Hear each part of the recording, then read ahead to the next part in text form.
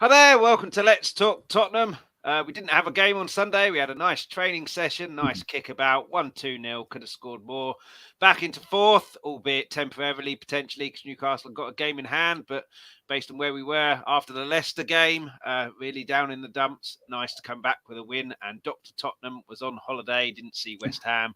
Hopefully they are still on holiday when Chelsea come to town. Two great guests with me, been on here plenty of times before, so you know who they are. But Brad, how you doing, buddy? I'm good now. I probably had a few too many celebratory drinks after the game last night, both in Tottenham and Ealing, where I live. So, Well, it's not often, certainly this season, but we get a nice, comfortable win. So you should make the most of it while you can. And Justin, how you doing, buddy? Yeah, not too bad, Chris. Thank you so much for having me on, and it was a pleasure having to you both watch on, a as always. training session. Definitely. Yeah, we'll talk about it, but I just couldn't believe how easy it was, really, apart from Jared Bowen was the only one who looked like he wanted to play for them. But thanks to everybody for watching. Please get involved in the chats, get your comments in, questions, what have you. Please hit the like, please hit the subscribe as well, and also the notification bell. And loads of channels today. Chris's Magic, this one, Blue Sofa Songs, all things Tottenham. All in the description. But Brad and Justin will let you know what you can expect on their channels at the end. So I mentioned it, Brad, earlier. Back into fourth. It's all potentially temporarily, although Newcastle are on a bit of a bad run at the moment. They've only lost one game in the league, but they've drawn more than they've won, and haven't been doing too good of late. I can't believe the whole Nick Pope. Oh, we should be allowed to play in the cup final. He deliberately handballed the bloody ball. What do you expect? But do you think we'll catch Newcastle? Do you think they're having a bit of a bad blip if they lose the cup final? Do you think that will continue, or do you expect them to just bounce back soon? I think Tottenham. So the problem with Tottenham is you want the good Tottenham, because the good Tottenham is very good. And I think if we can get some form of consistency over our last 15 games. Apparently, we won 10 of our last 15 games last season, and this is the first of our last 15 games. I'm probably more worried by Liverpool, who seem to be putting some wins together. I've got a couple of games in hand. I'm not so much worried about Newcastle. I think we'll probably, I do what a lot of teams do. They get right up there, and then they tend to sort of fall off as other teams. But you find that these teams, when they play the second half of the season, the other teams sort of know how to play them a bit better. Whereas with Tottenham, it's the first half of the season, we can beat them. The second half, we didn't expect this Tottenham turning up. But I think Liverpool have got 2 games in hand. Admittedly, they've got to win those. That will put us 1 point behind us, and we've got to go to Anfield. So I think Liverpool probably a bigger threat. Chelsea, I think they've got to get it together at some stage because of the amount of players they've got. But I think it'd probably be too late for them. Yeah, well, I mean, Justin, Brad said there depends which Tottenham turn up. It's not so much which Tottenham turn up these days; it's which manager turns up. We'll get to the managers a bit later on, but under Stellini, the players look like they're enjoying themselves. It's almost a slow Conte. It's the handcuffs are on, the shackles are on. Defend. Where Stellini, it's defend, keep your shape, but enjoy yourself going forward. But I don't really understand why there's a yin and yang with 2 managers. But do you see us clinging on to fourth and keeping fourth, maybe even higher? Would you see Newcastle picking it back up, or Liverpool, like Brad says, find their way in, or even Chelsea?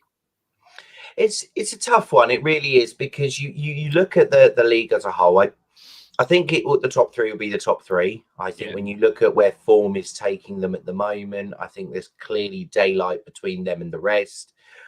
Obviously, we've got to remember that European football is back.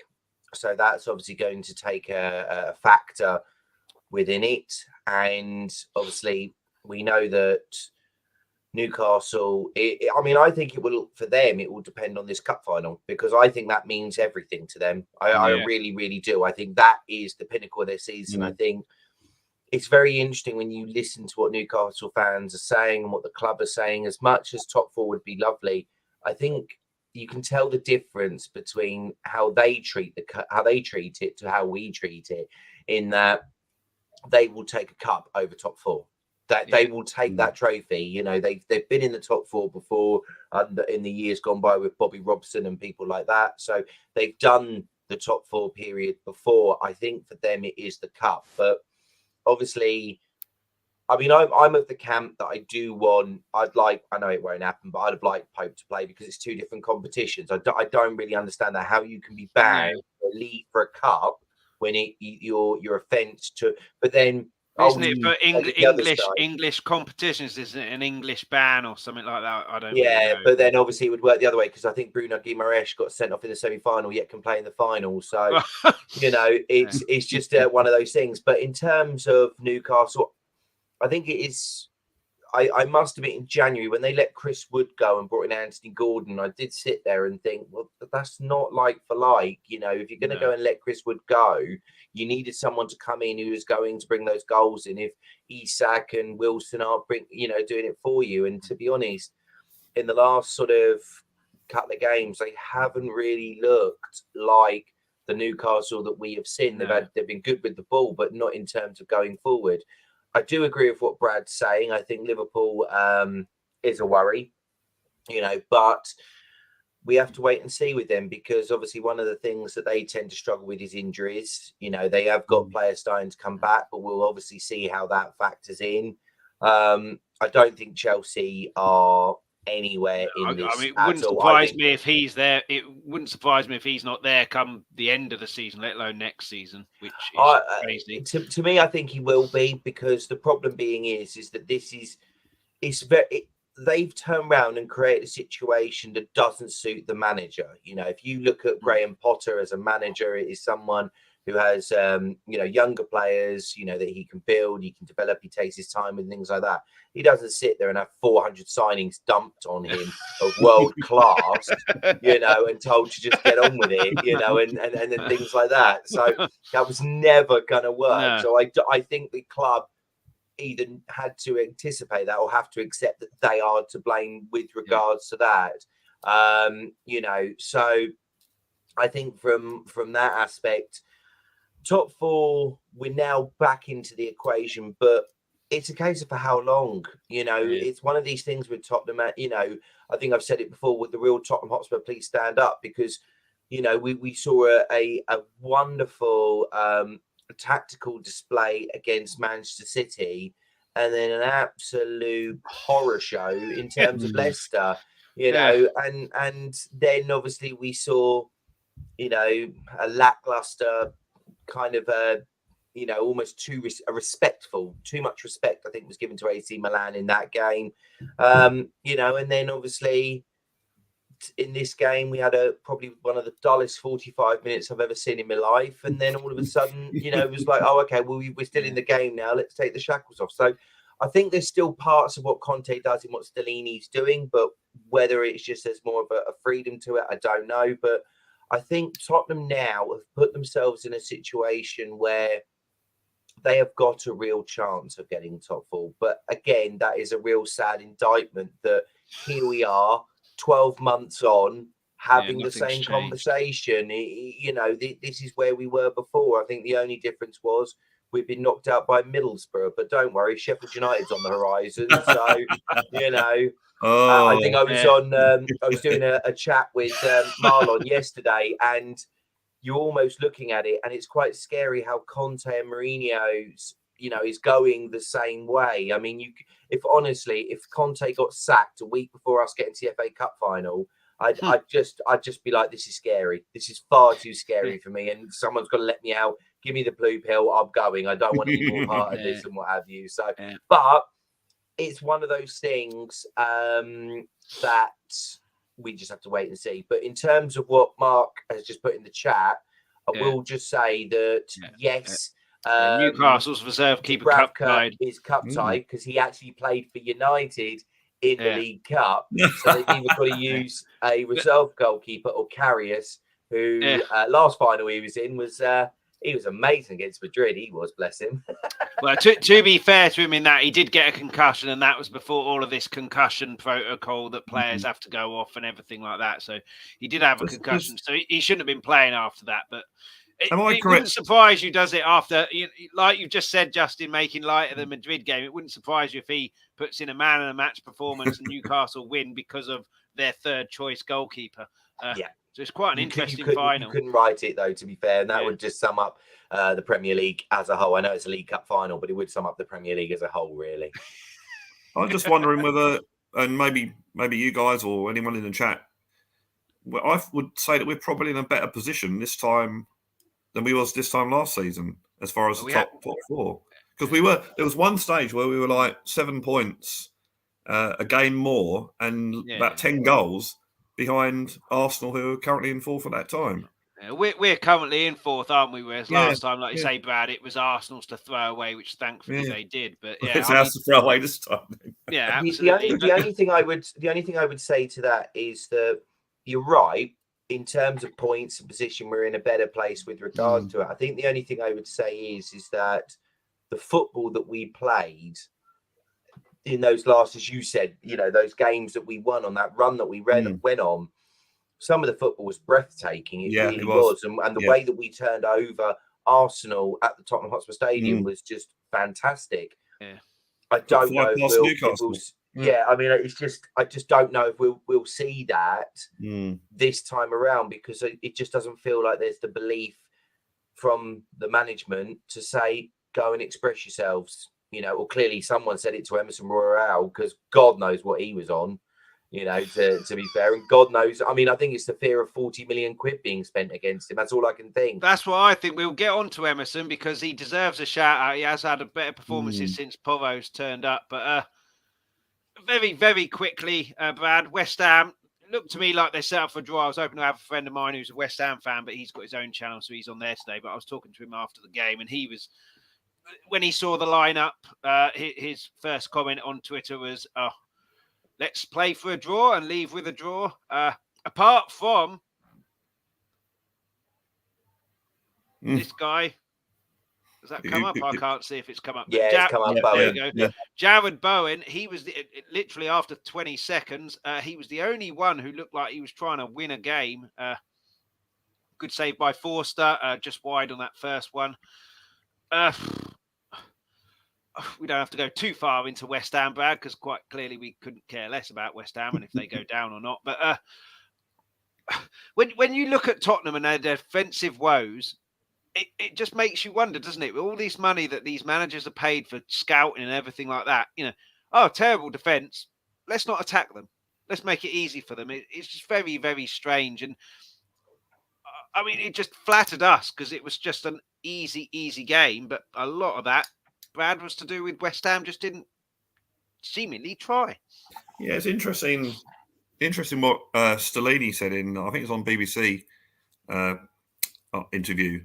It's along the lines of, and obviously the English interpretation comes into it. It's along the lines of, we set up to just basically be at ease in the first half and just sort of and keep them just sort of playing the ball around, whatever, and then the second half stretch them.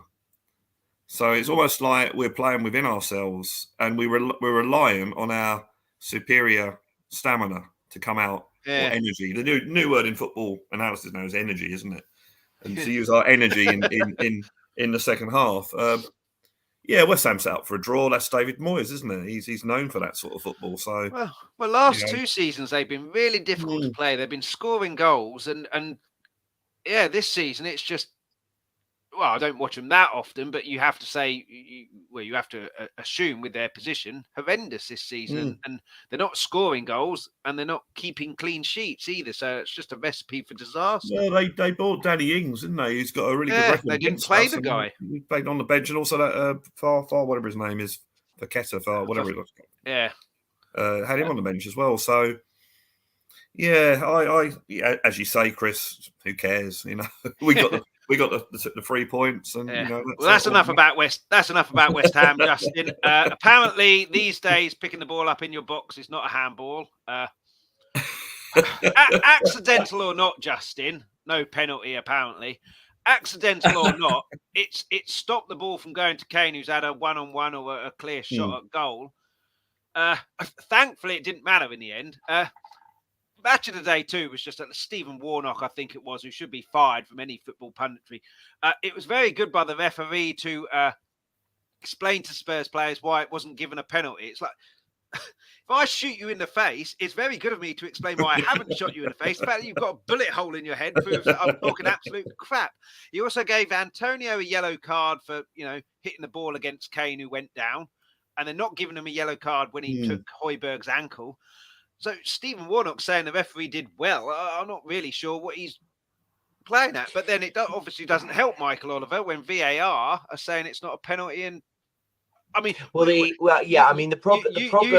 You said about Spurs where we were same conversation. We're having the same conversation about referees and inconsistency. It's just VAR's introduced.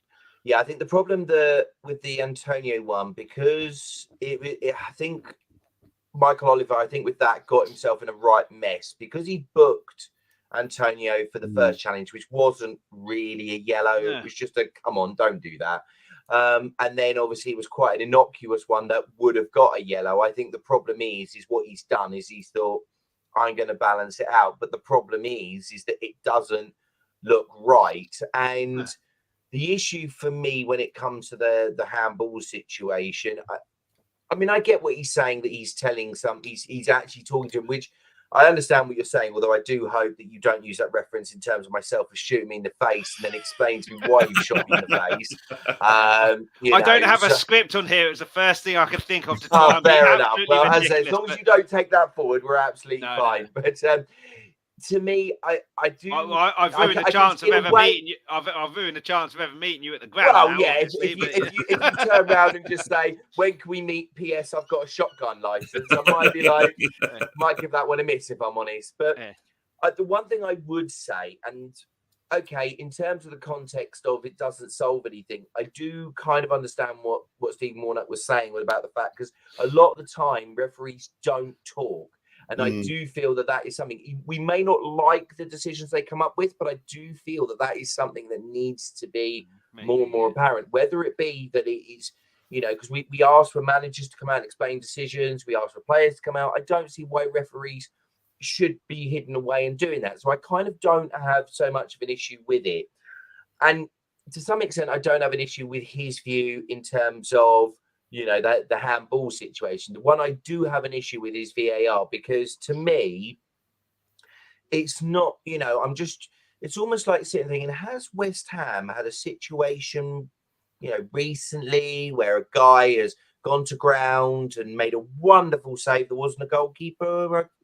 I don't know if they had one last week, did they? Against Chelsea, perhaps? It's like, surely if you've seen this incident, and everybody then thought that was a penalty, why is it that we're seeing it again very, very similar? And I don't care what anybody says. The rule is meant to be, if your hand is away from your body and it is connecting, you are basically obstructing the ball. It is a clear and is the most clear and obvious handball I've ever seen. And Dermot Gallagher on Sky Sports News this morning turned around and said, it's a pen. Yeah, we did. And to be fair, the only reason he can say that he thinks Michael Oliver, although when you look at it back, Michael Oliver to me looks like he has a clear direction to it. But the only thing you can perhaps give is that there were people in the way, and it looked.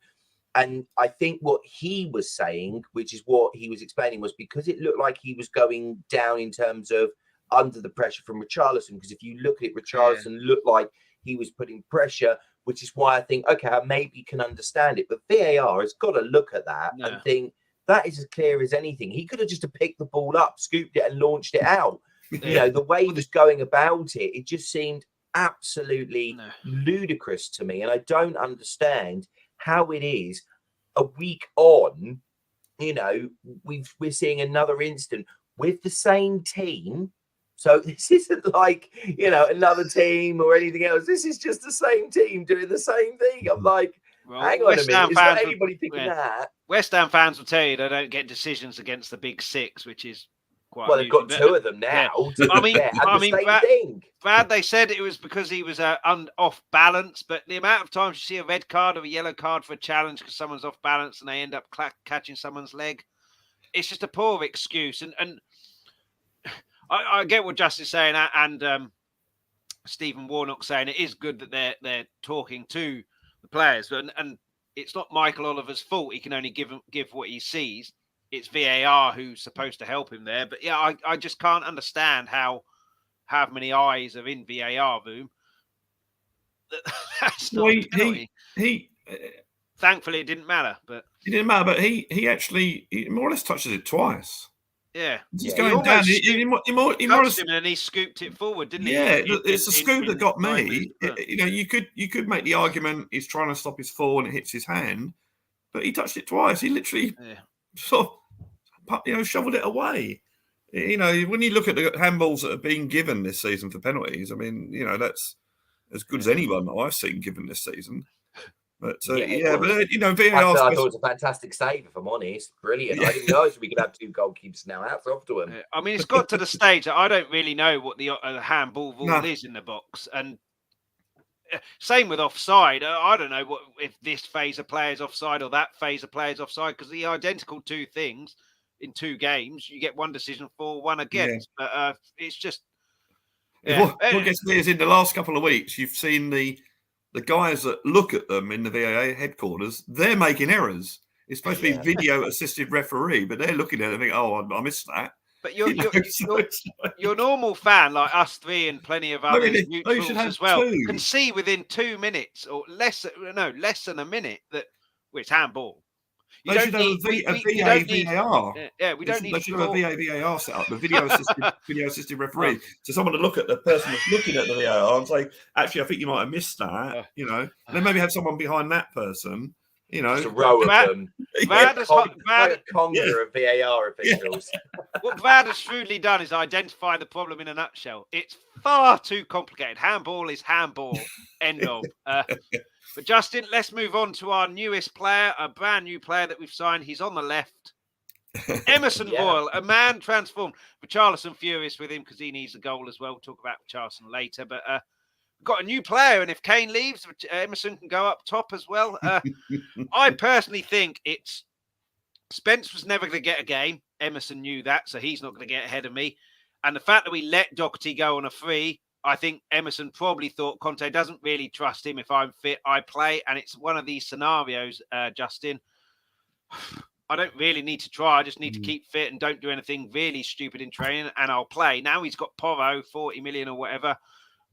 Well, they've bought him. He might get in ahead of me. I've got to buck my ideas up. His crossings got better, barring Ben Davies not kind of anticipating it hitting his knee or chest and going out. He'd have had a shot of goal. He had a good cross against City for Kane and got his feet mixed up, Kane. And he took his goal superbly. And I mean, what do you put the recent form? Yeah. What do you put Emerson's upturn in form? Because of Porro, attitude, something else? It's brilliant to see. What do you put it down to? I think for me, I sort of look at it, and I must admit, when I watched it, because I watched that goal probably more times than I've watched any goal in my life, because I sat there and I was like, sorry, Davies sorry, let me get this right. So Davies so let me get this right. It was Davies. It was like, when you just sit there in your head and you're like, you're sort of shaking yourself. It was Davies into. Was it Dave? It was almost like I just kept playing that over and over in my head. I don't even think I got any sleep because you see those memes where there's that girl sitting there going, I bet he's thinking about other women. And the guy's sitting there and there's that speech bubble. And to me, it was me sitting there going, but Davies into Royal? Is that possible? Because I just looked at it, but then what I almost thought. Now, I don't know whether this is something that Stellini or Conte or anything like that has picked up, but if this is something they've stumbled on, I think this is actually a work of genius, because I think, yes, okay, it's got better, but that's like the equivalent of saying that I've got better of losing weight because I didn't have a Domino's this week. It's kind of a case of, it's a similar sort of thing to that, really. I don't really feel that we're going to sit there and think his crossing is going to get to the standards of Tottenham. But what I noticed I think after my 56th time of watching it, was what I saw leading into it was almost this notion that Royal looked at it and thought, I'm not somebody who can do that. I've tried, I've spent £1 million, I've done all these things, that and the other. That is not me. Okay, I can do the defensive elements, but I can't do the attacking elements. But what I can do is I can drift inwards. And I could almost say to Kulusevski, which if this is what they do going forward, could be a masterstroke. Almost saying to Kulusevski, right, this is where I will go on the wing up to like the halfway line. But when I get to the halfway line, I'm going to start drifting inwards, because if I see an opportunity arise where I can come into the middle and pick up a goal, that people aren't going to expect that. They're going to have expected, anybody. And I mean anyone. You can put Fraser Forster on that list. And Hugo Lloris, I expected over Royal to take that position. But the fact of it was that it was almost as if the way because I said he just drifted in, no one followed him, and he just watched it. And the way he took the goal, you kind of first time. It was amazing. It wasn't walloped. He didn't smash it or anything like that. He just watched the ball onto his foot and just placed it beautifully in the corner. And I almost sat there and thought, if this is something that the Tottenham hierarchy or people like that have looked at and thought, do you know what? We could do this. We know he's no good on the wing, but we could almost get him to the defensive element, but then have him drifting in and almost saying to Kulusevski, right, your element will be a little bit like Rashford's, which is either go down the wing and whip the ball in, or go down the wing and cut inwards. And then if he's doing it, kind of Royal drops back. So it's almost a case of whichever one of them cuts in, the other stays on the wing almost, if that makes sense. So you've kind of got them, rather than what they've been trying to do, which is have two attacking options in terms of a wing back and a winger, almost saying, look, we have a defensive wing back who will drift inwards if there's an opportunity to do so, or we have a winger who will go down the wing or will drift inwards. And it almost as if that threw West Ham completely out, because there was just no way, honestly. I don't care who you are. I don't care if you're Pep Guardiola, Ancelotti, Klopp. Nobody could have watched that and said, be wary. I guarantee if you'd have sat there, there's not at any point David Moyes went, right, now they've got Kane, now they've got Son, but keep an eye out for Royal, because he could drift inwards and get over there.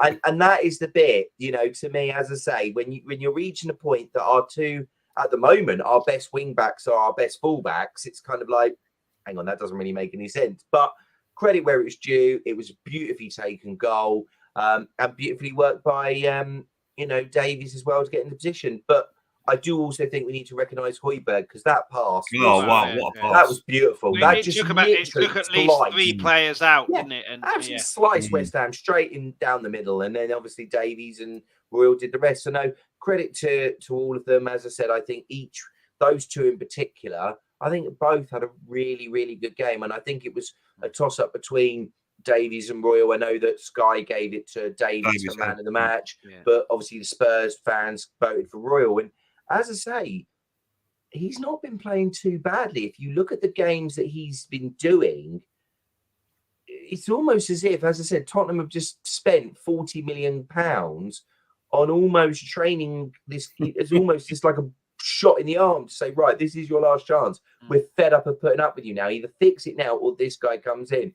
And I don't think it helped that Pedro Porro had a shocker against Leicester. So it's kind of almost helped his cause. But he's doing the business, so hats off to him. Well, Emerson is a defender, isn't he? Whereas Porro's an attacker, and certainly that second goal, Madison or whatever it was, Madison's goal, was from Porro just bombing up forward and then leaving massive gaps. You don't get that with Emerson. You just don't get the end product with Emerson. I think that's where, to be fair, it's kind of almost a positive to have both, because if you've got a game like Man City where you need to be more defensively minded on the ball, that is where Royal comes into it. But if you've got an opportunity, which I thought is why I was surprised he didn't play Porro, because I sat there and thought that, this is West Ham, and as you say, I saw their lineup as well, and I'll be honest, if I was a West Ham fan, I'd have been livid, because let's face facts, they beat us quite a few times. They beat us plenty of times at their ground. They were the first team we lost to was West Ham.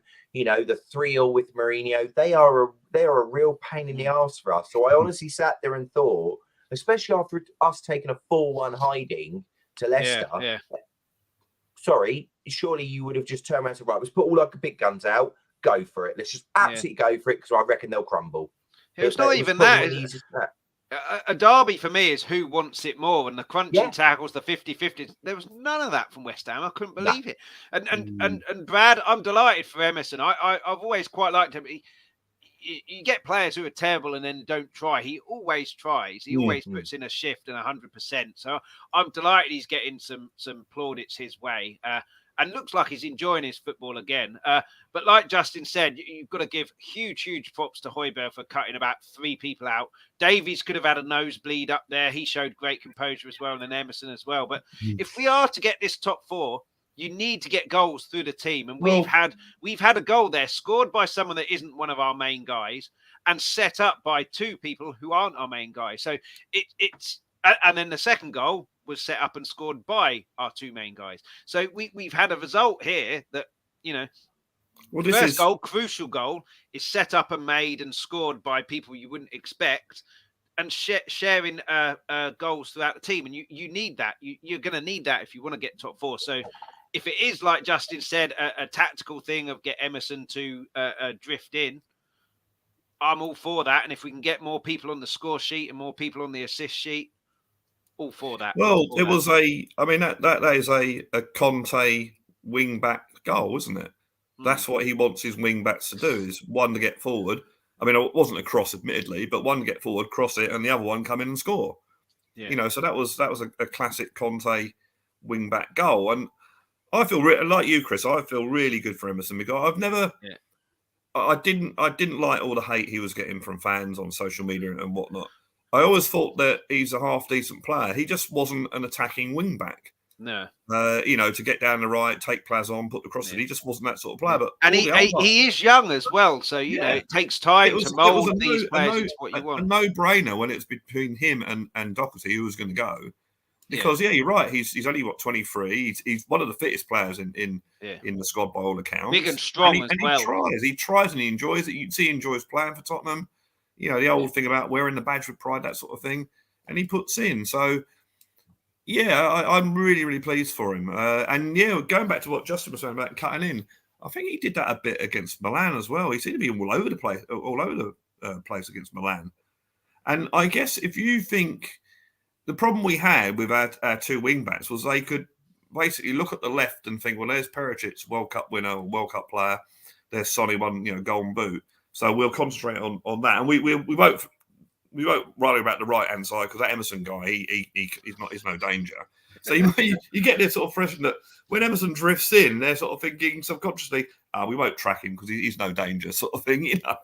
Yeah, I mean, So I just ironically the Conte wingback goal scored by 2 effective fullbacks, really. Yeah, you know, I like Justin. I was surprised that Porro didn't start, because I thought, home game, West Ham got to win it.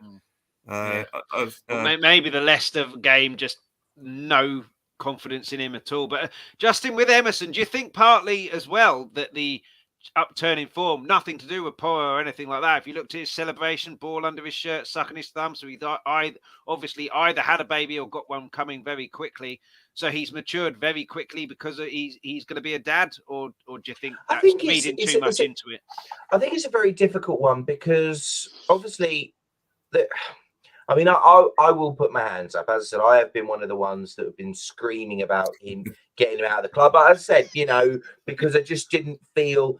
Yeah. But I always did it with a sense of, I felt sorry for him, because this was a guy who'd been brought for Nuno Espirito Santo, right? That was who he was brought for. He was brought in to play in a 4-4-2 formation, and now he's been told to try and play in a position that he's not, destined for. So that is very difficult to turn around to say to a very young man, I want you to change how you play your game, and if you want to be part of it. So I think that would have always been very, very difficult for him to do. But I think the one thing that we do perhaps need to sort of look at, and and I said credit to him if it is the fact that whilst he has tried and Conte has tried and everyone's tried to turn him into a proper, wing back that fits the Conte system.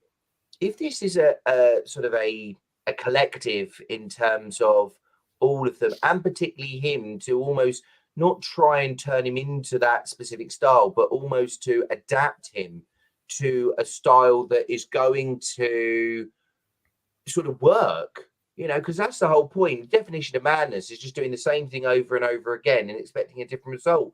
And I think I wouldn't be surprised if they've just looked at it and thought, maybe we could try this to see if this will help develop his game. And to be fair, if you let's not forget a certain player that we had on our books who was a wing back who we didn't want and was almost very close to being sold, and that was Gareth Bale. So we've had Danny Rose as well before Poch got him into the training room. So it is one of those things that I think if a player is wants to be there, wants to give it his all, wants to be 100% part of it and do everything he can, then fair enough. I mean, the one thing I would say is I'd be quite intrigued if this isn't sustained, him doing these performances.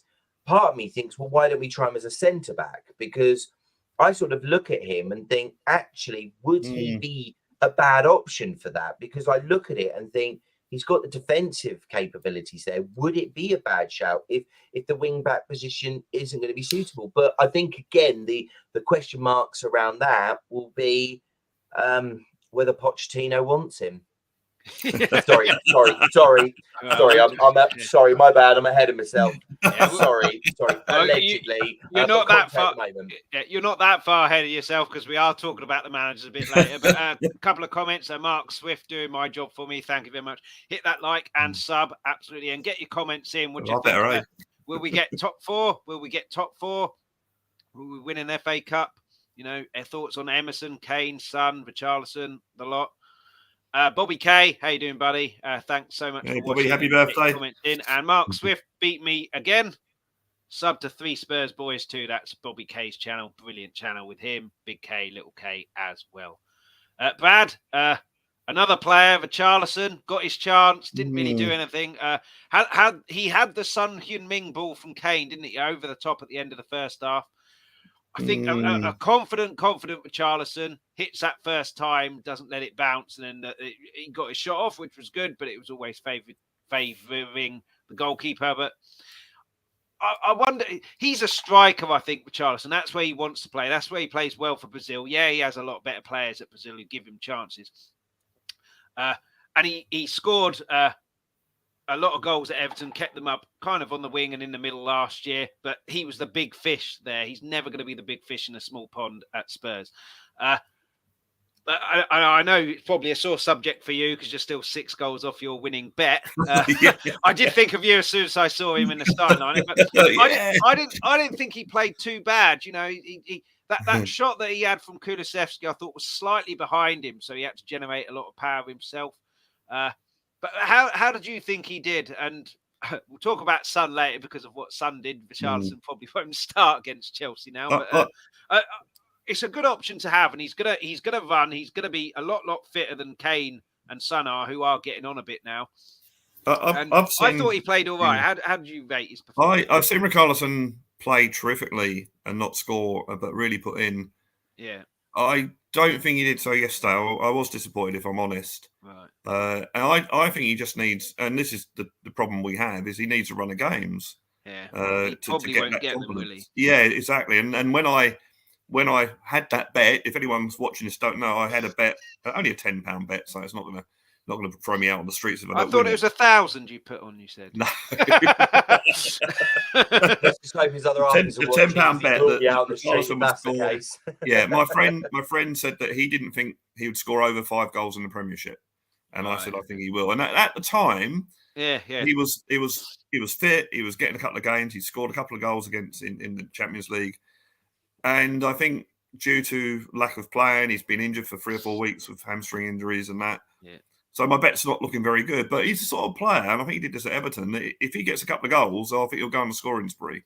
Yeah, will I he think get that, so will he as get well. that chance? But going back also to what you're saying about Richarlison as a central striker, with Brazil, he had, and I can't remember the names, he had Junior, someone, Neymar and Rafinha behind him. If he played that similar role, and I don't think it's the way Conte plays, but if you had Son, Kane, and Kulusevski behind him, that's not bad behind him, is it? So I think, but I can't see us ever, certainly not under Conte. I don't think we'd play that sort of formation, although it is a sort of a posh formation, if you get my drift. So who knows? But I was disappointed in him yesterday because I like you, Chris. I saw him on the, and I thought it was correct. I thought it was correct to put Son on the bench. We'll talk about him in a bit. And I was hopeful that this will be the game. Day he scores that goal and gets me towards my amazing prize of £10. But unfortunately, it wasn't to be. And how much will you win if it does come in? If he goes on a spree, only £10. It's only it's not like it's. But how much would you win? £10. It just win a tenner. It's only a tenner. I thought you said you put £10 on. No. He can't have been 1-to-1. It's a bet with a friend of mine. You've met Steve, Chris. You've met him before.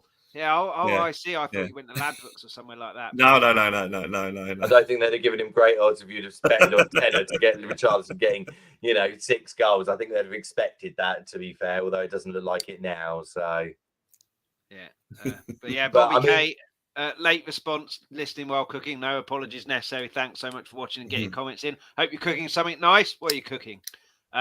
Sorry, Justin. No, I was going to say, I must admit, I was pleased when Richarlison got given his chance. I looked at it and I thought one of the things I found very frustrating, and Conte's doing it and Mourinho did it, which is I've got players I can trust. They will do a job for me, even if they're stinking the place out, right? And as much as I love Sonny, I think he is one of our best players, but he hadn't been at his best. His form he needed dropping. I'd been calling for a few games. He did need drop him. But my issue, I think, that I have when I look at the Richarlison situation is that I believe there were better options for what we needed. Because when I look at where Richarlison was at his best, was up top. When Calvert-Lewin was out and he was having to lead the line and he was more of a focal point, and that seemed to work for him. I think when Calvert-Lewin came back and he was playing on the wing, you didn't get much from him. And when I look at the options that were sold in the summer for less, let's not forget this is less than what Tottenham paid for Richarlison. Jesus went for £45 million. Raheem Sterling went for £50 million. My gut feeling is that either one of those would have been a better option in terms of. I think with Jesus, he is a front man, a number 9, so that wouldn't work. Sterling, I think, but he has had. I'm just referring to it more as better success. Okay. Sterling, though, I think he's one of them players who benefited by playing with David Silva and Kevin De Bruyne, people who don't even look up, know he's there, whip it to him straight away. Sonny was partly at his best with the Christian Eriksen, where it was Eriksen gets the ball, whips it over the Son instantly, one-on-one with a defender, no time to set himself, skins him, someone has to come out, leaves gaps open. And I think Sterling at us, apart from Kane dropping deep, we don't have anyone supplying the ball. And it's not necessarily Sterling's fault, but when he does get the ball slowly, he's doubled up on or the bloke's right in front of him, so he has no choice to go back, and it ends up looking like he's really, really ineffective. Whereas at Man City and at Liverpool, when they were just attacking at will, just really quickly, he looks absolutely frightening because he's quick and he gets the ball quickly where the defender can't set himself. So, but I don't think he'd have worked at Tottenham without that kind of. I think though you say that, but we if you look at, let's say, Sonny's goal, it was set up by Kane. It was Kane getting into that position and feeding it forward. And you're looking at it and thinking, would have Sterling done a similar run? I know you said about he had David Silva, but let's not forget Harry Kane is not a bad option in terms of assists. No. So I do feel that he wouldn't have been. I sort of look at it and I feel that if Tottenham want to be serious and want to spend this big money, then realistically, I think it would have more stood up in terms of where we are if they'd have gone and got someone like Jesus, or if they had got Raheem Sterling, then getting Richarlison, because to me it felt like that they were buying him more because of his Premier League experience, and the fact that he was an option across the front three. But to me, I think what we've seen with Richarlison is that he's best as a striker. That is the problem. And every time we've tried someone as a striker, it just hasn't worked. But it's his first season. Second season, he might come alive. We don't know. But I think it is, again, a lot of uncertainty with everything going on. But I think what I do hope happens now is the fact that, it's made clear to Sonny, it's made clear to Kane, it's made clear to Kulusevski. Just because of those your names, you are not guaranteed to play 90 minutes of every single match. If you do not turn up, if you do not perform, you will be dropped. Okay. And that's, I think, one of the big issues we've had is complacency, because the moment Sonny came off the bench, game changer. To Absolutely, me, it really was a game changer. Exactly the same as Leicester, wasn't it? And it's been a while since we've seen this, Brad. I should have got one where he's smiling a bit more. But anyway, I've worked it out. What you do is you drop Son, make him angry, bring him on. He scores a goal, repeat. Like Justin said, he came on like a man possessed against Leicester with a point to prove, gets a hat-trick, 2 Son Heung-min goals that you'd expect from him, and this one was another one. It can't have been that long after he came on, as within 10 minutes, I'd have thought. And what I was frustrated with earlier in the season was when Kane would get the ball, Son, you could see the confidence wasn't there, so he wasn't making those runs. As soon as Kane got the ball yesterday, he's on his bike, and then it makes Kane's job so much easier as well. The first touch as well by Son was unbelievable. That could easily have flown off to the keeper out wide, miscontrolled it, and it made his mind up on what he was going to do with it as well. But he needs to take this on. If he then has another 5 games where he's playing badly, it can only be 2 where he's dropped before he's dropped again. But brilliant to see him back. Yeah, the thing with Son is that, and I've said this all along, I've said this many, many times, he's virtually playing for a country. Every game he plays. So he's played with pressure at Tottenham, Golden Boot winner. He went to the World Cup, virtually in that game, got South Korea into the knockout round. He's got his father who takes him training after Tottenham training, sort of thing. There's an awful amount of pressure on him, and he plays an awful amount of games. Like we used to say about Harry Kane, when Harry Kane was playing day in, day out, playing for England. He hasn't had a rest in God knows how long. And I've always said, just send him away to the Bahamas on one of, Joe Lewis's beaches. Just lay on the beach for a week, get a suntan, forget about football, then come back and then, you can imagine that though, can't you? Like the British Army the British Army advert, his son's dad comes out with all these people. You are not training. What are you doing? But I just think that's what it is. And we all have, I'll say we as if I played football, but players all have these dips in form. And let's face it, I'm not saying it's going to happen again this season, but we're saying the same thing about Sonny this time last year. What happened to Sonny? And he went on and became the Golden Boot winner. I think that if you look at Tottenham's problems, and we haven't played well this season, and people saying the lackluster performances, you've got to look at the Son Kane partnership. Because if any one of those drops off, then not only do you lose that player, but you also lose that Son Kane partnership. And that has been very, very, we've scored a lot of goals with that. I mean, they're miles ahead in the most ever Premier League goals and assists for a couple. So I think that when you lose Sonny in a game, then you're losing the Son Kane partnership. Same as if Kane was off form, you'd lose that. And I think that's one of the main things, that and the attacking wing backs on both sides is one of the main things that we've had. Obviously, the defence comes into it as well, but it's one of our main problems that we've had this season. And I think with Sonny, we all thought he'd come back against Leicester. Oh, another point I wanted to make. A confident Son will get the ball and run at defenders. Like he did against Man City. Like he did against Man City, and he did. There's one instant yesterday where it was similar to the goal he got against Burnley. He got the ball outside his own penalty. Oh yes, yes. I'm thinking, another one of those moments. And the other thing he does is when he gets that ball on his right foot and on his left foot as well, and he curls it. Those curling shots, which you remember the Leicester game, he got one of those. Yeah. And I think when you see Sonny doing that, he's got the confidence back. Great to see him score yesterday. I still don't think he's 100%. No. But I think he'll come. But you probably will have to start rotating the team. And let's face it, we've now got Dan Juna in the team. We also Lucas Moura's come back to fitness. Yeah, that was good to see as well, wasn't it? Yeah. So we've got options to rotate. Yeah. Just a word on hit. Well, a few things, Justin. In terms of Sonny, I don't think it helps that Kulusevski hasn't been as effective as he was at the end of last season. I think Kulusevski took so much space away from that middle because, my God, look at how this guy is doing. We've got to double up on him. Quick with his feet, nips it in the middle, and then there's space. So that probably hasn't helped Son, but still love Kulusevski, a workhorse. And he's got a good partnership with whether it was Doherty, whether it's Royale on that right-hand side. And in terms of Moura as well, great to see him come on.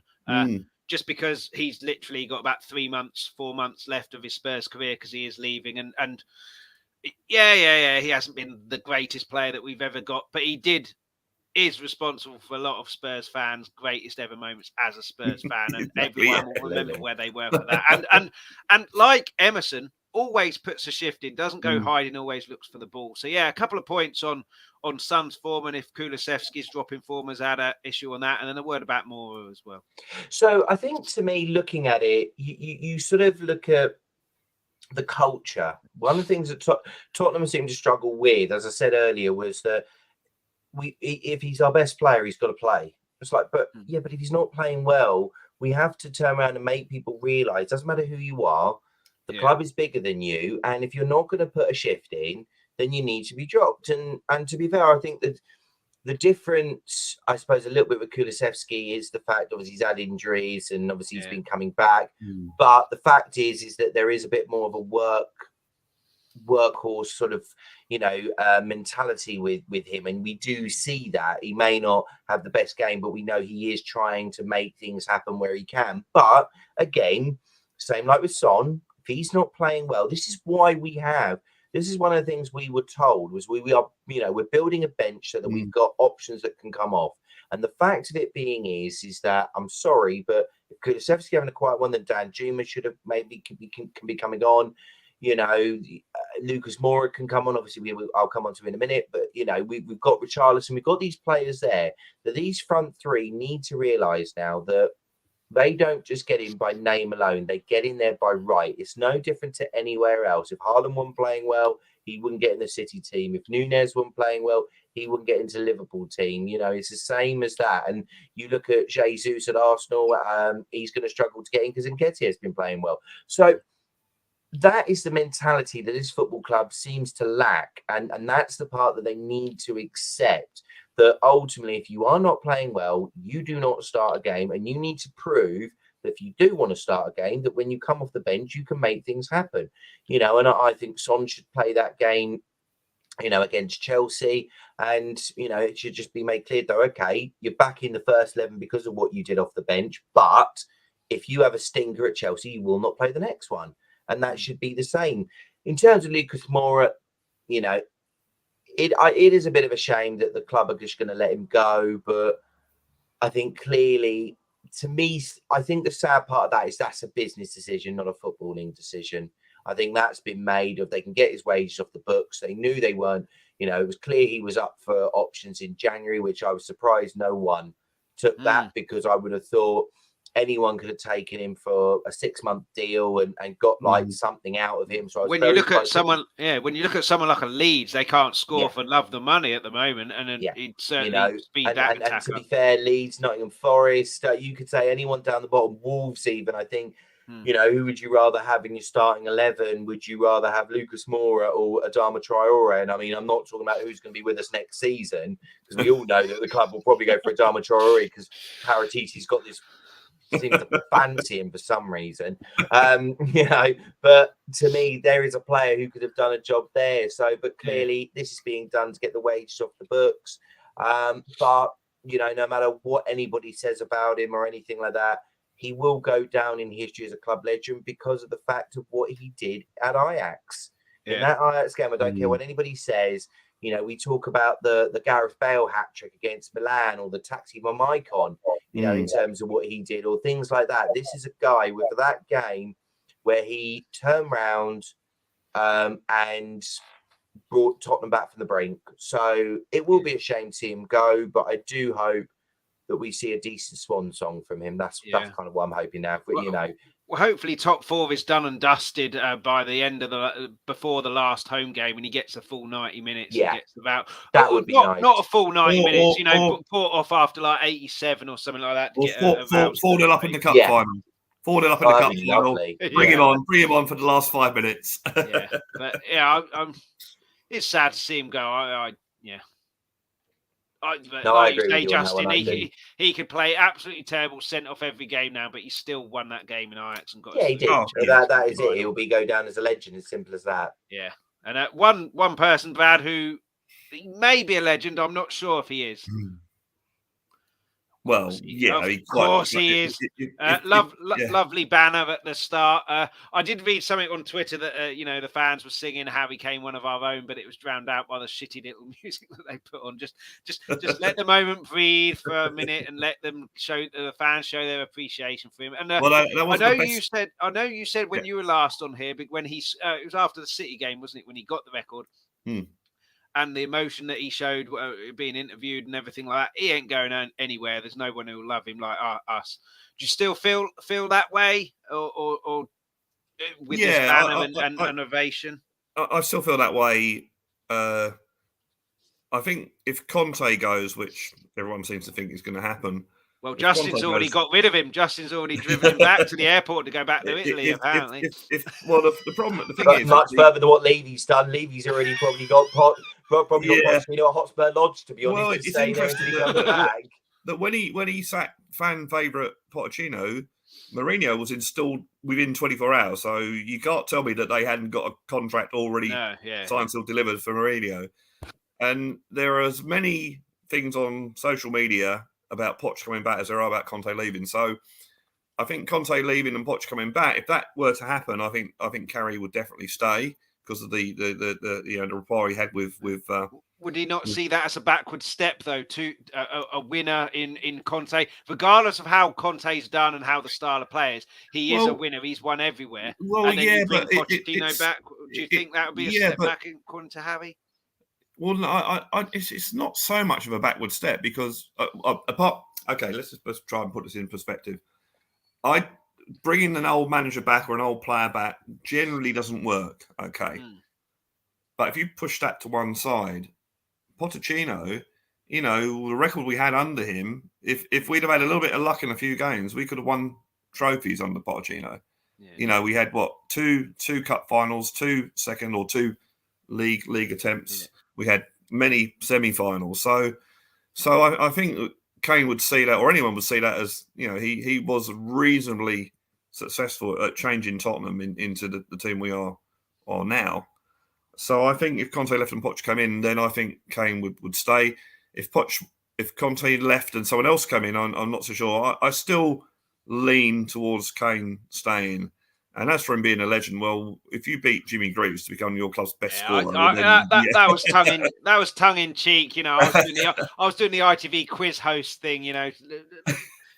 Suspense, and then bang, there he is. And it's quite funny because where I sit quite. It's on the west lower, but I'm right in front of the big south stand, and you couldn't quite see what it was saying when they were putting the banners up, when they're holding the things up. And someone actually said to me, "I think it says Harry." Oh, okay. And then when you watch it on TV, they showed it, and you could see what it was. And they also made some interesting paper planes being thrown around the pitch. Justin, we'll come on to the manager situation next. But in terms of Harry, it's lovely that he had his kids, wife, looked like his parents or grandparents as well. All of his family there, and what I did love is when their photo was finished, his youngest tried to nick the trophy off him. That was quite funny.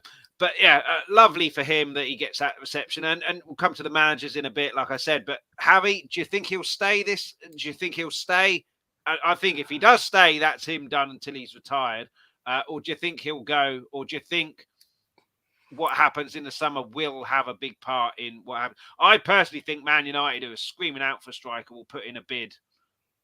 And if Harry's going to sign a new contract, then it's okay. Well, unless you put 150 million in, we ain't getting him. If you're not going to sign a contract, Levy's got something to think about. Well, I understand what Brad was saying in terms of his mindset and things like that. I lean to the fact it will depend on what happens in the summer. And I do sit there and feel that let's not forget, this club have completely messed him around. They've lied to him. You know, they turned around and they said that they were going to match his ambitions. They haven't. Mm-hmm. You know, they've failed him numerous times in terms of appointments, player signings, things like that. The guys had to put up with playing with the likes of Nkudu, G, you know, Vincent Janssen, people like that. You know, he's had to sit there and put up with these, you know, and I just sort of look at it. And I know I've joked about the whole Pochettino situation. To me, when you said there, Brad, about, you know, when they go back, it doesn't generally work. I think this is going to be the case. And I think Harry Kane will see that, because let's not forget, it wasn't a case of that things had just gone badly and then obviously he was sacked. This had been going badly for a while, and let's not forget, you know, Pochettino was in charge when there was that 500 odd days without making a signing. You know, the only club in history to do that, which he wasn't happy about. You know, then the comments that came in pre-season about, you know, perhaps the club should change my title. I'm not a manager, I'm a coach. You know, and then obviously they gave him players he didn't want. You know, I don't care what anybody says. I don't think he was really wanting Ndombele and Lo Celso. It was clear that he wanted Dybala and Coutinho, which, you know, to me made more sense. So I think obviously Kane will have looked at that. And I think the thing is that Kane will look at it and think, what changes? What truly changes here? Because are the club going to turn around, if they put Pochettino in charge, are they going to give him what he needs, which is probably in the summer about 200-300 million quid? Because he'll need to strip out the defence, he'll need to get a playmaker in, and he'll need to get in another striker. I don't see the club doing that, because the club have got to make Kulusevski's deal permanent. So there's 30 million quid gone there. They've got to make Porro as well. So that's 40 million. That's 70 million quid. He'll be told. I think if Pochettino comes in, Alfie Devine is straight into the squad next summer. Yeah. And Harvey White as well. But and there's an element of how do you know if these players are good enough without trying them, but there's also an element of if they're not good enough. Yeah, but ultimately it's a risk. Yeah, and that I think is where the problem lies, because you look at it and you look at what the club have done in terms of, you know, poor recruitment. I mean, we've got over £200 million out on loan, and I think the only one who seems to be a success is what was his name? You know, I mean, we're seeing Harry Winks now get games, but outside of that, it might just be Brian Hill. The rest of them haven't really pulled up any trees, really. So, you know, it's a case of they're all going to come back, and these are players that they don't want. So Harry Kane, to me, is looking at that. And I always felt the one thing that there's two things that I think keeps Harry Kane, not just in the Premier League, but keeps him at Tottenham, which was breaking Alan Shearer's record and breaking Jimmy Greaves' record. Well, he's broken Jimmy Greaves' record. So ultimately now he serves no further purpose apart from to win an actual trophy at Tottenham. And I think that will be the interesting part, because all the cards now are in Harry Kane's hand. People can turn around and say, well, Daniel Levy can turn around and hold him to ransom and not sell him. Only for a year he can. Yeah. And I'm sorry, there's no way. If Manchester United come calling with 100 million quid and say, we will take England's star striker from you, I don't see how Daniel Levy turns that down. I really don't. And then the problem is, who does he sign? And then we know what he'll do. he'll go and sign 3 or 4 average players from Bournemouth. He'll sign a winger, won't he, and then put Richarlison up top. Yeah, probably will do. And to me, this is where I just look at it and I feel that the summer, because I thought this summer was going to be the big summer and we're going to see this rebirth of Spurs in terms of a big powerhouse, and that never happened. I think this one is going to be even bigger because of the fact that the Harry Kane situation, now it's in his hands. And I think because there was a report I read that they said that his future isn't aligned with Conte's. I think that's probably the case. But if it is a case that it's Poch coming back, he's going to look at it and go, what's different? What is different? Because to me, if Poch comes back and the same problems are there, I ain't winning anything this season. So I ain't signing a new contract. You will sell me or I will go for a free. And I think the fans, I interestingly think that is where we will then start to see more. We've seen a snippet, of fans turn against the owners, myself included. But I think Kane is the linchpin. If Kane goes either this summer or next summer, I think that it will be enough's enough. If our star striker is realised you can't succeed at this club, why do we need you here? Because I watched the documentary that was put out by BT Sport in terms of Daniel Levy building a home, and it was wonderful what he was saying. It was beautiful when you listen to it, because it was everything he's doing off the pitch. But what he deems a success on the pitch is finishing in Europe 17 seasons out of 18. Well, now you can finish 8th and get into Europe. That's how far it's come down. So that is not a success. Yes, okay, it means we'll probably be facing, Paco Rabanne or Dave's Garages from down the road. But the fact that it's being and losing, probably losing 3-1 to them. But this is where ultimately this summer I feel. And I don't think Champions League makes any difference, because I used to think, if we got in the top 4, it'd make all the difference. I don't think it does anymore. I think it was a £10 million difference in terms of the accounts that we made from being in the Conference League to what we would have got in the Champions League. So to me, I sort of look at it and think, I don't know whether that will really be the be all and end all. But in terms of now, Harry Kane's decision, I think, will influence what the fans think, because if he goes, this is the star man coming out and saying, I can't succeed at this football club, because he loves Tottenham. We know he loves Tottenham. Yeah, so that's part of his issue as well for me. If he wasn't a Spurs fan, he'd have been long gone by now. Being a Spurs fan is keeping him here, and there wouldn't have even been a conversation of he's getting close to Jimmy Greaves' record, because he'd have gone after that Champions League final, and he'd probably gone after the 0 signings in. He would have done. He'd have put in a transfer request at that point. So I think that's what's holding him back as well. Is he's letting his heart rule his head to a certain extent. I just wonder whether he might sign a new deal with an escape clause. So he might say, will Levy allow that though? Levy will see see what he's probably. I don't think he'd have a choice. The problem is, the only thing I would say to that, and apologies for interrupting, but I do feel that Levy would want such a release clause. I don't think Kane would go for it. He'd want a £150 million release clause. Who's going to pay £150 million for a guy edging 30? Yeah, he's not going to get that, is he? No. But he might just say, look, if you want me for another season, at least another season, put the clause in for, I don't know, 60, 70, 80 million, or 70 million and over, or something like that. There is another side to this argument, which is not my argument, actually. It's not my theory. It's, I don't know if you know, do you know Gareth Mack? Yeah. I've done a few things with him. Yeah. He was on a show with me a couple of weeks ago, and he said that it might work. If Harry Kane wins, say, the FA Cup with Tottenham, he might think, well, there you go. I've got my trophy with Tottenham. Now I'm going to go. So it might work that way. So, I still, and maybe it's just the romantic in me, I still think he's going to stay. I think if he doesn't go this summer, or next summer, then he's and starting and retiring at Spurs. And of course, he can break Alan Shearer's Premiership record by playing for Man United. So he can do, and that's the whole point. And ironically, wouldn't it be ironic if he broke Alan Shearer's Premiership record playing for Newcastle? There you go. I joked about that. I did joke about that. So, but I think they've signed Isak. I think that would be very tricky because obviously he came in for big money. Yeah. So I don't see them giving up on that. And I think there's a good player in there. So there's talk of Chelsea, but I think Kane wants to keep his reputation at Spurs. So I don't.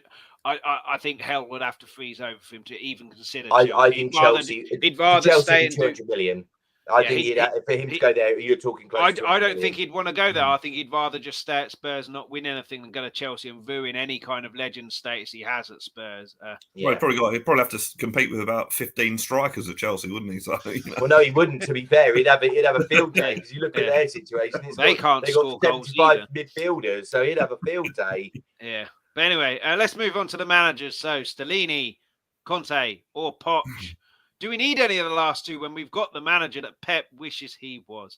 3 out of 3. 3 out of 3. But yeah, Brad, come to you first. But what I will say is if Conte does leave and Poch comes in, I won't have much to cheer about other than the fact that when Conte came in, I said he's got an 18-month deal. I was on all of these streams being told I'm talking shit and nonsense. But within 18 months, Poch will be back.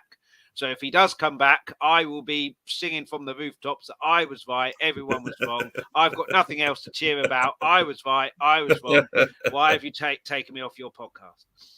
But to be fair, just before Brad starts, you would be defined as right as a Spurs fan and as a man. So you can have that. Yeah. But yeah, Stellini, Brad, like I said at the start, it's almost like he's allowing the handbrake to come off. Slightly. I mean, we would be saying this with two good results. If we'd have lost to Man City and then not won yesterday, we wouldn't be saying that. So, yeah, I mean, look, I'm not saying he's bad. I think he's obviously a very good coach, and he's been working with Conte, and Conte keeps him. You know, what has been working with him all these years, which actually says a lot about Ryan Mason. To be fair, I just want to see a Conte Tottenham. Or a Tottenham team playing with Conte's players. Let's face it. Arteta at Arsenal. If you look at their team, it's all of Arteta's players. Where our team at the moment is from about 3 or 4 different managers. I'm pretty sure that I just saw some pics fly past. So I'll just check. I'm pretty sure though, Brad, that's not going to happen because I don't. Yeah, at the moment, I think if Poch came back. Again, the romantic in me would be swooning and going, "Oh, great, Poch is back." Yeah, it's like old times. I'm not so sure it will be like old times. I agree with Justin about the backing. Why would Levy back him a second time unless there's some investment coming in which we're not aware of? I don't know. Unless Poch has completely changed his ways and isn't a yes man anymore. Levy knows he's got him over a barrel and can just I do have an interesting analogy. Well, not an analogy, a comparison. I support 2 sporting teams passionately in the world at the moment in my life. One is Tottenham Hotspur, obviously. And in Australia, in the South Australian National Football League, I used to follow a team called Central Districts, playing Australian rules football. And I used to go week in, week out. You can go to the away games because it's literally the other side of the town sort of thing. We used to go all the games, you pay at the door. Used to go to all the games and we won nothing. We're so similar to Tottenham. We were always promising but never delivering. And make of this what you will. I came to live in England, and I came to England in 1993. But from 2000 to 2011, see where this is going. Central Districts won 9 out of 11 titles. Right? But that's not the point of my story. My point of my story is that Mourinho came to Tottenham, didn't he? Won all these trophies. Yeah, we're going to win something. Won nothing. Conte came to Tottenham. He's won all these titles. We're going to win now. Won nothing. There was a coach in Australian rules football and South Australian football called Neil Curley. Every club he'd been to, he'd won titles with. He went to an unfashionable club called West Adelaide, took him to the title, literally, it might have been the first, second seasons there. Guess who signed him as their coach? Central Districts Football Club. Did he win anything? No, he won bugger all at Central District. So there's a lot of comparisons there between the two teams I support. But it might not be a question of fate, though, Brad. It might just be that you're bloody unlucky. I'll be honest. It was a wonderful analogy, but I was just thinking as you were going through, is there any chance you can bugger off? I mean, I haven't got a problem. We can set up a GoFundMe page. You know, all of us will happily. I'll drive you there myself. I've got no problem. Well, they won in. You can bugger off. They won in 2000. They won in 2000. I think they lost in 2001. And in 2003, I made the decision to go on a 4, 5, 6 week holiday to Australia, where, as you probably know, my mum lives, and at the time my father as well. And I timed it to coincide with the last part of the Australian rules football season, so I'd be there for the grand final. And they got to the grand final and they won it. And I went back to the club, all the celebrations, all that sort of stuff. It can happen. It can happen. Yeah, I mean, hopefully it will give hope to everyone out there. I mean, Poch has said, hasn't he? He's got unfinished business. So oh yeah, look. He's definitely back at Spurs at some point. I think. Yeah. When that is, I'm not so sure. Tottenham winning the title next season under Pochettino with Kane there. I mean, that'd be like. I mean, I'd love Poch to come back. Stuff. Yeah. I'd love Poch to come back. The issues that I have are half the players that are there threw him under the bus anyway. So unless get that rebuild and get them out, it's going to be wrong. And he's got the owner there who he got told he needed a rebuild, didn't do one, and then threw him under the bus and knows that he's got him under a barrel now. My heart talking rather than my head talking. Yeah. But if we got new owners who possibly going to happen, but they did promise and stuck to their promise of rebuilding and everything like that, bring Poch back. There we go. Jeff Bezos buys us. Jeff Bezos buys us, and we win the title under Pochettino with Harry Kane scoring the winning goal at the Amazon Stadium. There you go. Yeah, but Justin, do you think Conte will come back? He's obviously homesick. His family live in Italy. He's lost 3 really, really, really close people to him this year. He hasn't had his family to confide in other than, I know, Zoom, phone calls, emails, whatever. He's obviously ill. Well, he's not ill. He had an operation and he's come back too quickly, so he needs time to recover. There's part of me that can see him saying, I'll stay in Italy.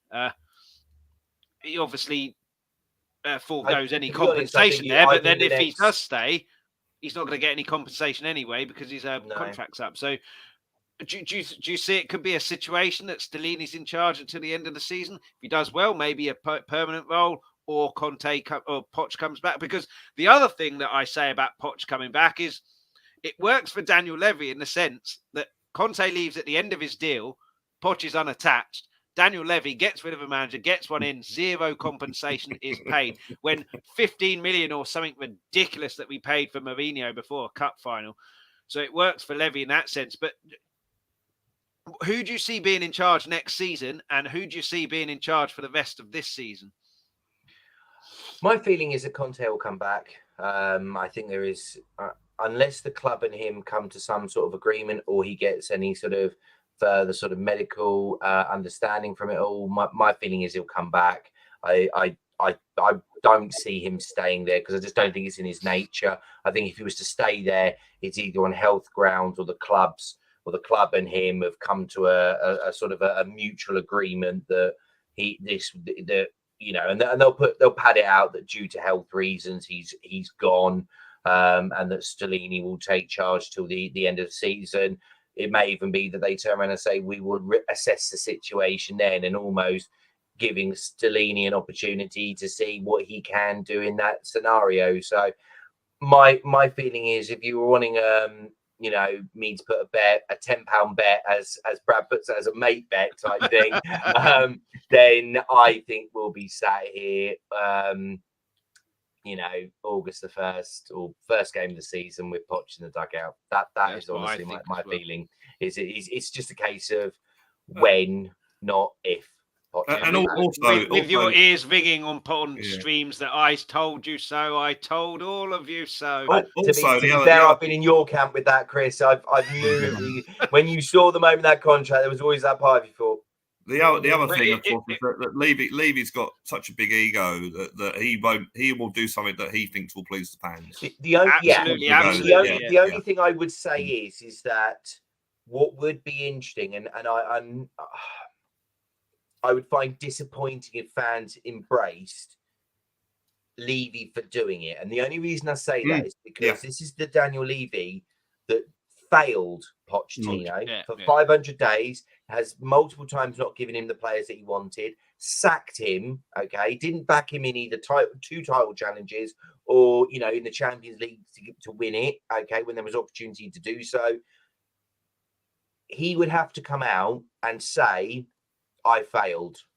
Because ultimately what he's done is he sacked Pochettino, brought in 2 world-class managers, both of who have won multiple things. One has since won things elsewhere. Let's not forget that. He has won things with Roma, right? And a manager who we know full well that will go somewhere else and will win things there. So I do look at it and I think if he turns round, Levy, and doesn't apologise for the fact that he could have avoided all of this, if he'd have just actually backed Poch, like I remember that was going round at the time, then this, you know, then fans, I think, are very fickle because, as you said, Brad, they'll just look at the fact that the prodigal son is coming home when it's like, well, it might be the prodigal son, but he didn't win anything. So unless the owner is going to apologise for failing him and then going full out saying, I'm now going to back him, pointless, because all that will happen is it'll be no different and he'll be gone probably within a couple of years, maybe some mediocre seasons, then we'll go. Yeah, I mean, the 500 days for me was obviously terrible and the lack of a rebuild terrible. But for me, the biggest mistake he made, Levy, was after 16-17, where we finished just behind Chelsea. That was the time to really go and buy a couple of worldies. That we had the best 1 to 11 in the league by bar no one in that year, in my opinion.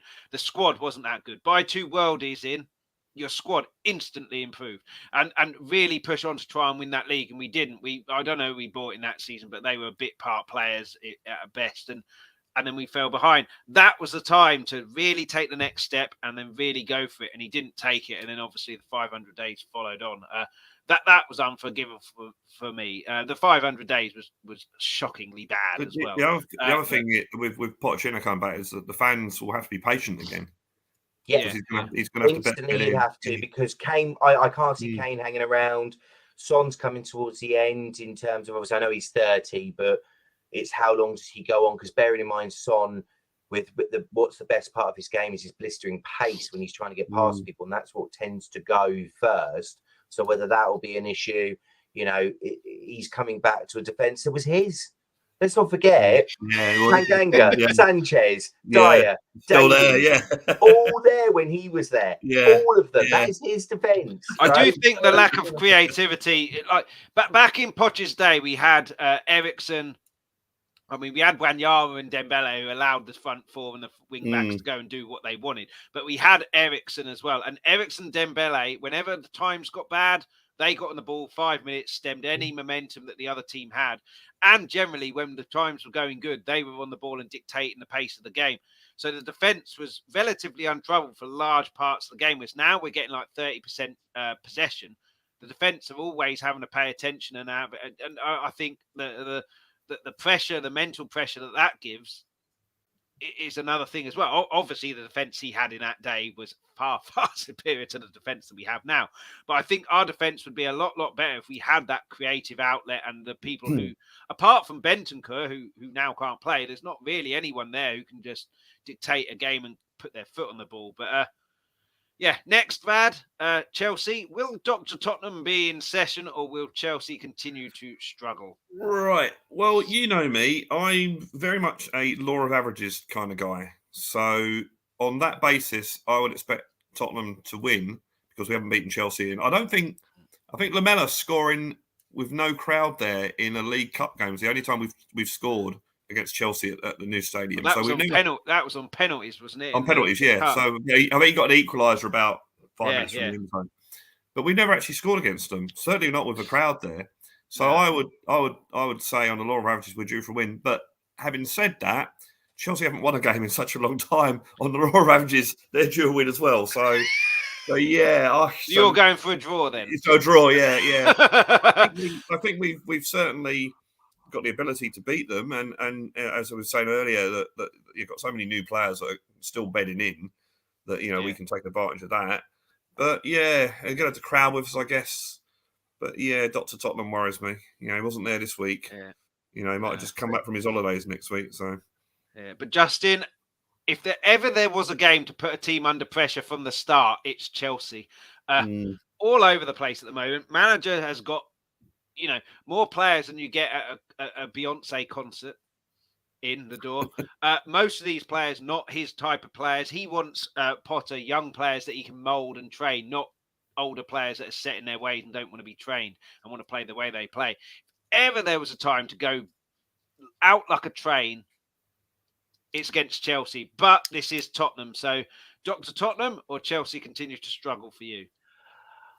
I believe there will be a doctor calling on Sunday and try and make Chelsea feel a bit better. And the reason I say that is because whether it be Stellini, whether it be Conte, there seems to be this lack of belief against the big clubs, right? And we've seen it. He the way that he's set up in Arsenal with both the fixtures. Man City, okay, it worked, but he did that there. And as I say, we got quite lucky, I think, in that game. We played well, we stuck to our game plan for that. But I just feel that what I've seen of Chelsea is a team that will dominate the ball, will control the ball, but won't finish their chances. And for me, I would love to see a Tottenham team that will go at them, put them under pressure and play their proper counter-attacking football in terms of, letting them have it, but just knowing, that everybody's doing their jobs. If they do what they did at City in terms of really hassle them, get at them, and then when they get the ball, just go for it in terms of counter. Yes, I do think they can do that. But the problem being is that we are asking a Tottenham team that we don't know again which Tottenham will turn up because even in that game against West Ham, the first half was dull as anything. I was thinking, do I watch second half or do I put paint on a wall and watch it dry? Because I didn't know what was going to be more entertaining, And to me, the worry is that will Chelsea be more up for it? So this is the worry, I think, for me, is the fact of I would love to see Tottenham play the Conte style, but really go for it, because I just feel that, yes, we're not going to go all guns blazing for it, things like that. I think what's going to happen is we're going to give Chelsea the ball, but what we need to be is sort of, whether it be Sarr or Skip or Højbjerg, whoever he goes with, really just at them, really getting at them, niggling at them and things like that. And giving it to the front three. Yeah. Yes. And giving it to the front three, whoever they are, quickly, so they can be on the offensive. So they don't have to turn. The ball's in front of them and they can run at people. Yeah. Yeah. But yeah, I mean, that's if we see that, yes, I think Chelsea will win. But I just feel that the fear that we seem to have now developed, that Conte himself has sort of brought on us in terms of that we can't compete, we're not at the same level of, I think that has fed into the players. So I do unfortunately think that there will be a Dr. Tottenham show on Sunday, sadly, because of the fact that he has said that this is a big club who act like a big club, and we are trying to do things differently. So he will treat it as we are the underdogs. Yeah, the only good thing is we're not playing a top 6 team. Yeah, well, I do have to be fair as well. I called Brad a bad luck charm. I've seen Chelsea at home twice in a year, and we've lost fairly heavily both times. And I'm going on Sunday, so that'll be a home game. Third time lucky. But I think so. I put a tenner on Chelsea then. Yeah, should I? Yeah. But it wouldn't surprise me as well if the Chelsea players, a lot of them older heads. I don't want to be coached. I want to play how I want to play. Yeah. This guy is trying to coach me. He's trying to coach me. I don't know if I'm playing because the chairman's brought all of these people in, and I don't know what's happening. So it wouldn't surprise me if the players have just got, I don't care about Graham Potter anymore. But again, or whether they or either that, or they've turned around and gone, well, it doesn't really matter what we do this season because it's all about next season, and it's kind of fed into the players. Yeah, but then in the Leicester title winning season, they were nobodies, and then basically turned up against us. So you don't know. It's just, I just want to see, like, I wouldn't say a Poch team, but, you know, because we started very slowly in a lot of first halves then, but a proactive team. You look at Arsenal now, horrible to say, but if a team's struggling and they play them, they smell blood from the first second on, and then they go and kill the team off, and then they take it easy when the game's won. We do it the other way round. Yeah. I just want to see us really attack them, because it's a team there for the taking, and you can get the game done by 60 minutes, and then 5 subs, you can rest. Because we must have AC Milan. Is it next week or is it the week? Next week. It's a cup game after Chelsea. Cup game. Oh yeah, no, sorry, it is a cup game. My apologies. Yeah, it's a cup game. That was it. I knew it was and the cup game is a huge game in our season, isn't it? And for us, it is. I'm not sure. It's interesting as well, because Sheffield United have got the push for automatic promotion. I'm not sure it's a game they will really want at this time. No, but just kill Chelsea off, go for it, and try and kill the game off by 60 minutes. Then you can rest your Harrys, your Sons, get Richarlison 6 goals so Brad wins £10. Give Dan Juma a game and all of this stuff. But yeah, I know what you're saying, Brad, law of averages, but I'm probably with you. Just I've watched Tottenham too long. You know, welcome to the miserable side, the depressing side. You know, maybe they'll prove us wrong. Certainly, if Stellini's there, it allows us to kind of attack a bit more at will and be a bit more expressive. But yeah, I mean, that's for Friday's show, the bigger preview on there. But yeah, pretty much reached the end, and been a nice, really nice. Not just having you two great guests on, but it's very rare, isn't it, this season, certainly, to have a cheerful Monday Spurs chat. It's normally a gloomy one. But thanks to everyone who was watching and added comments in. Please hit the like, please hit the subscribe and the notification bell. If you like a bit of magic, go over to Chris's Magic as well. Every Wednesday, 7:30 p.m. UK time. Trick drops there. And you've got 2 more shows as well. They're in the description, as well as Brad and Justin's Twitter handles. But I didn't say in the description what you can expect from their channel. So this is where you find that out. Brad, Blue Sofa Songs. What can people do? Blue Sofa Songs is totally unrelated to football. It's just my basically me trying to write songs. So it'll be me playing the guitar, trying to sing. The music's mine, the lyrics are mine. They're all about my experiences, my views, that sort of thing. It's just me trying to be an artist. So please go over there. I'm now doing it with the help of a digital audio workstation, which in layman's terms is basically a recording studio on my laptop. Whereas the earlier videos are just me playing live in front of a camera phone. So it's come on. It's come on in the year I've been doing it. I just hope to every song I do, hopefully is the best one I've ever done. I mean, it doesn't always work out that way, but so I should have a new song going out this Friday at 5 o'clock. Every 2 weeks they come out at 5 o'clock. So please go over there, give it a like, subscribe, do all the usual stuff.